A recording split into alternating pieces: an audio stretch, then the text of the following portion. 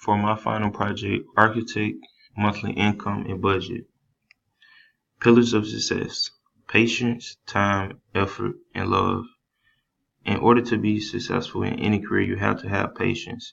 Everything isn't going to happen when you want it to. Then there's time. You have to manage your time well. Managing your time well will help you become successful. Effort. You have to be willing to put in the work to become successful. And love. You have to love what you do. Loving your craft makes you great and keeps you happy at what you do. Becoming an architect. Education required.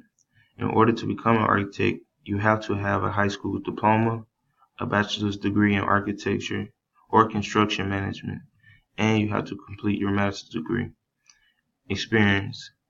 You have to have at least 3 years of experience working for another company while getting paid for that company. Then your portfolio has to have work you want to do in the future or ideas you have for the future. Planning the process. Step 1, graduate high school. Step 2, graduate college with an architecture degree.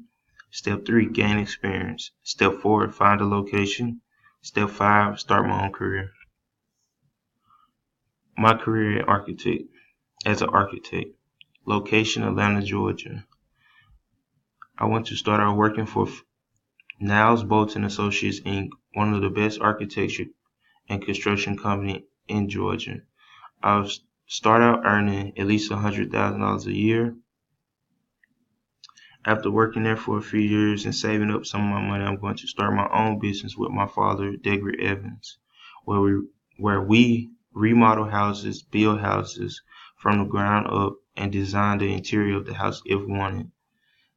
And last, starting my larger company where we branch off into other states such as Tennessee, Arkansas, North Carolina, and more. And here's my monthly budget.